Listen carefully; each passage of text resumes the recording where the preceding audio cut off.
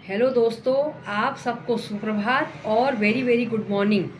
आशा करती हूँ आपका आज का दिन शुभ हो, मंगलमय हो और आप स्वस्थ रहेंगे, मस्त रहेंगे और प्रसन्न रहेंगे। इसी के साथ करते हैं अपने वीडियो की शुरुआत। तो दोस्तों, नहा धो कर के पूजा पाठ वगैरह हो गई है, जो नित्य कर्म होता है हो गया है। आज रसोई में जो है खाना भी मेरा लगभग बन चुका है। देखो, भटकी चुटकानी, इसको चुटकानी क्यों कहते हैं मैं भी पूछ रही थी, पता नहीं मुझे चुटकानी क्यों कहते हैं। तब मेरे मन में एक सवाल उठा, चुटकानी इसलिए कहते होंगे भटकी दाल को, भटकी चुटकानी इसलिए कहते होंगे क्योंकि भट भूनते समय चट्ट चट्ट करते हैं, ऊपर को उछलते हैं, तो चुटकानी हो गई। ठीक है दोस्तों, मेरे को जो पता है मैंने आपको बताया। तो दोस्तों, अब मैं आपको महत्वपूर्ण बात अपने वीडियो में बताने चाह रही हूँ। अगर आप मेरे वीडियो में पहली बार आए हैं तो प्लीज़ वीडियो को सब्सक्राइब कीजिएगा, लाइक कीजिएगा और एक बेल आइकन का बटन ज़रूर दबाइएगा। हो सके तो शेयर भी कर दीजिएगा। ठीक है दोस्तों, तो चलते हैं आगे वीडियो की ओर। दोस्तों, बसंत ऋतुओं का राजा कहा गया है। बसंत ऋतु जो है ऋतुओं का राजा है। देखिए, होली में एक गाना, एक गीत कितना प्रसिद्ध है जो अक्सर गाया जाता है। आयो नवल बसंत ऋतुराज कहायो, यानी कि ऋतुराज, ऋतुओं का राजा, यह है बसंत ऋतु का नाम। तो बसंत ऋतु जो है शीत ऋतु जाती है और उष्णता आती है। इसके संधि काल को जो कहते हैं वो कहते हैं बसंत ऋतु। तो जो है बसंत ऋतु में खान पान का, आहार विहार का बहुत ख्याल रखना चाहिए अब, क्योंकि अब शीत ऋतु जा चुकी है। आपने जितने मेवे खाने थे वो खा लिए हैं, जितने आपने जो है तेल से बने, घी से बने पदार्थ खूब खा लिए हैं। अब इन चीज़ों का त्याग करने का समय आ गया है। तो इसलिए जो है मेवे का त्याग करना चाहिए और भारी दालों का त्याग करना चाहिए। अब अपने आहार विहार में आप थोड़ा गुड़ लीजिए और अदरक वगैरह लीजिए। इस समय हमारी अब जठर अग्नि कहते हैं कि मंद होने लग जाती है। बसंत ऋतु के समय में हमारी जठर अग्नि जो है मंद होने लग जाती है।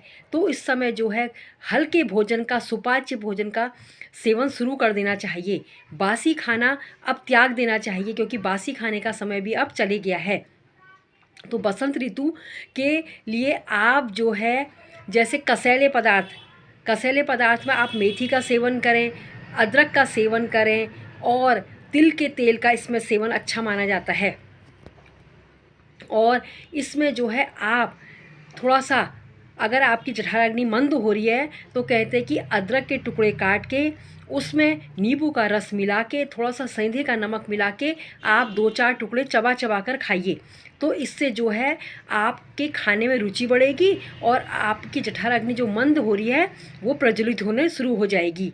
और सवेरे सवेरे इस समय जो है तेज़ चलना और टहलना और व्यायाम करना बहुत अच्छा माना जाता है बसंत ऋतु में।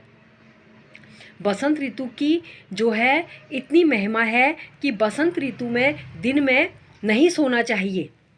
इस समय दिन में सोने का त्याग करना चाहिए, क्योंकि दिन में सोने से कफ की मात्रा बढ़ जाएगी आपकी। इस समय जो है कफ हमारा पिघलना शुरू हो जाता है। कफ जो है सूर्य की किरणों के हिसाब से हमारा कफ पिघलना शुरू हो जाता है।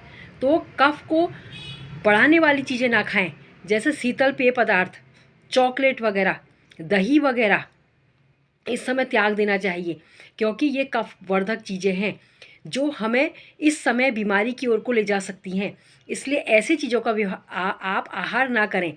हरी सब्जी, मेथी का आहार करें इस समय, और करेले का आहार करें। जो तीखी कसैली चीज़ें हैं उनका आहार करें। जो है खट्टा दही बिल्कुल भी इस समय ना खाएं, जो कि इस समय अच्छा नहीं माना जाता बसंत ऋतु में।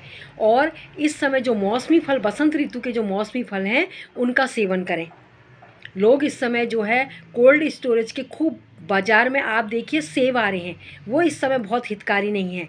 इसलिए जो इस समय के मौसमी फल आते हैं आप उनका सेवन कीजिए, ना कि कोल्ड स्टोरेज के आए हुए फलों का सेवन आपने करना है। तो कफ वर्धक चीज़ें छोड़ें और ऐसा आहार लें जो सुपाच्य हो। जैसे मूंग की दाल खाना शुरू कर दें आप, वो हल्की होती है और सुपाच्य होती है। मूंग की दाल भी आप खा सकते हैं।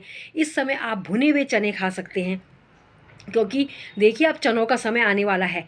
चने इस समय खाए जाते हैं। गेहूं की और चने की फसल अब आएगी। इस समय पुराने गेहूं का आटा खाना चाहिए, ना कि अब नया गेहूं बाज़ार में कहीं कहीं से आना बहुत जल्दी भी शुरू हो जाता है। और मुरमुरे खाइए, सहजन की फली खाइए। इस समय सहजन की फली इस समय खाई जाती है। मार्केट में आपको हर समय सहजन की फली मिलेगी, लेकिन इस समय सहजन की फली का इस समय प्रयोग करा जाता है। तो इसलिए वो आहार लीजिए जो जो जो है आपके शरीर के विरुद्ध ना हो। तो मैंने आपके वीडियो के माध्यम से आपको थोड़ी बहुत जानकारी दी जो मैं जानती थी।